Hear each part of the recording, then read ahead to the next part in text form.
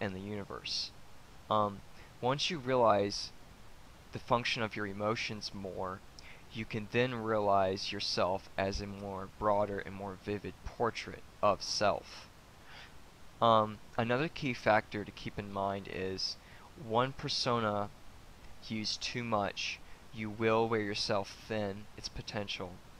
Um, I'm not saying try another persona, but realize if you were another persona, I mean, you're still yourself, but if you were another persona, what would it be? And discover that. Because if you go through that process, you will then find out that a persona that's used too much can hibernate, can rest and rejuvenate. And then, at will, if you decide this is where choice is actually legit, then you can be that self again. And the realizations will be shared between the personas, quantified, and you'll find yourself evolving in a very new way. Essentially, that's what Neoism means, is to not drop what's known, not drop who you are, but essentially try and enhance in a way. I only say in the way because uniqueism.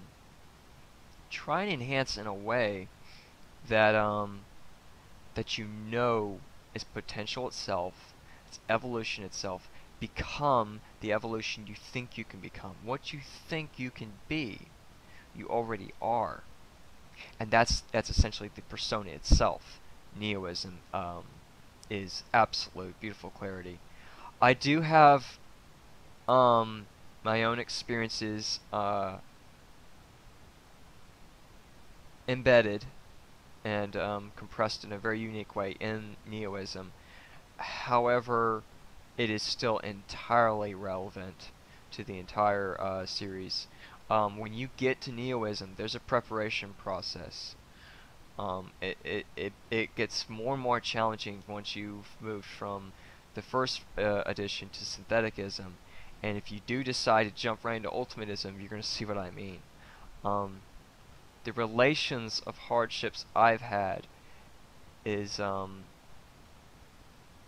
something many others can relate to. Maybe not to the extreme, but these movies convey a universal and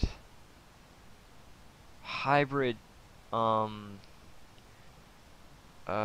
relation to so many persons.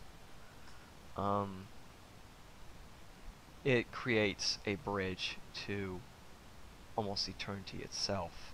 There's still a discovery process, but the movie in a sense does all the work. You just have to watch it and discern what you can.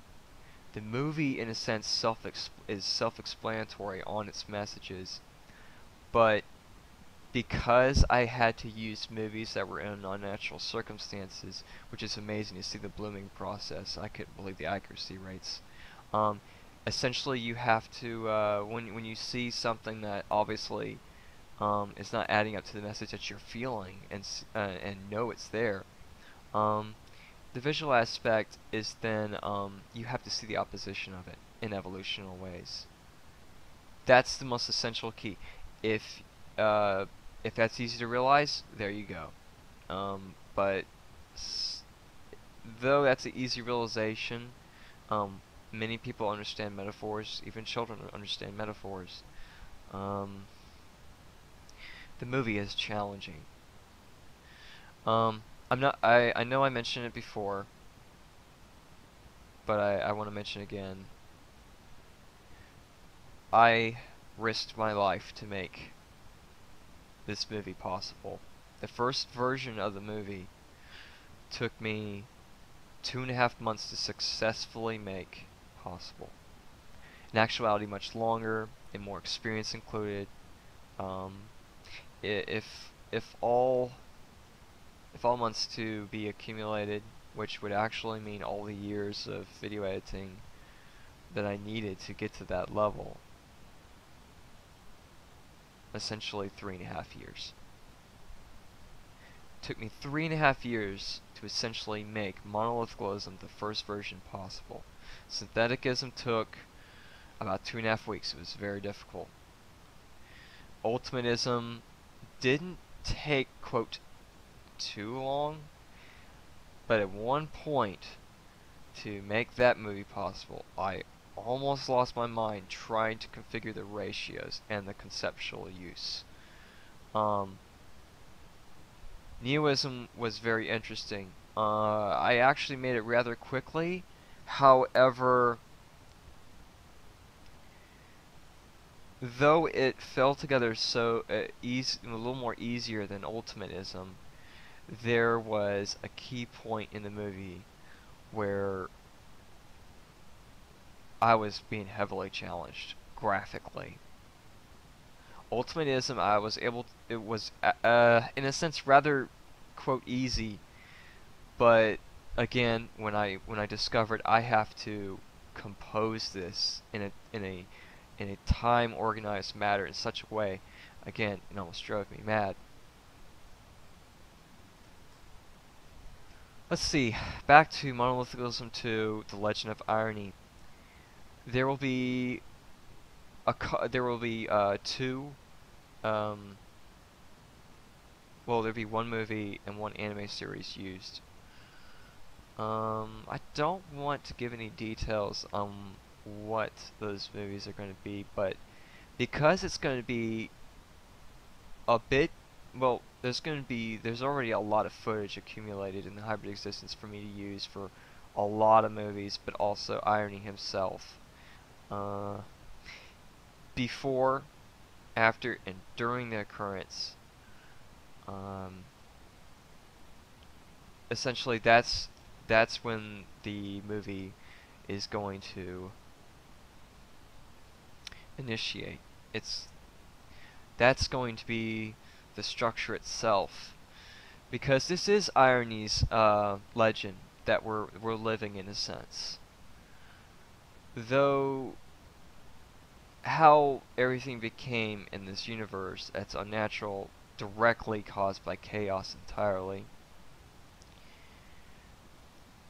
The savior, the liberator of this universe was by many, including humans, big time with humans. Irony and many other goddesses, and those of, I'm going to say this, but I think you'll understand what I mean when I say this, quote, dark family.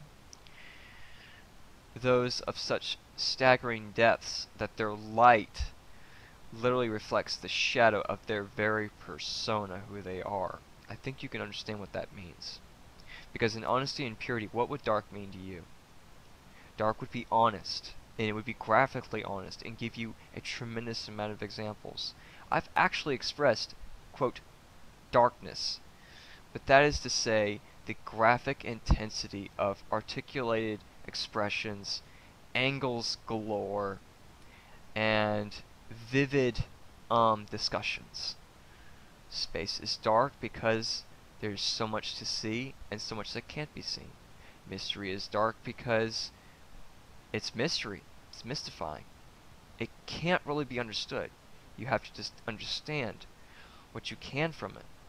And whether it's particle or in a much more quantified level of realization, it's near to impossible to understand how much of mystery you've discovered. Eternity in the mix and eternal amount of existences in universes, the quantifications are eternal. I would say the eternal spectrum and mystery understand each other, but that again is beyond the ideal of uncomprehensible. At some point, I'm sure you've come to this point at some point. You don't want to question everything. You want to live with everything. Instead of question, realize. Through realizations, you understand fundamentally what an answer means, which is a response.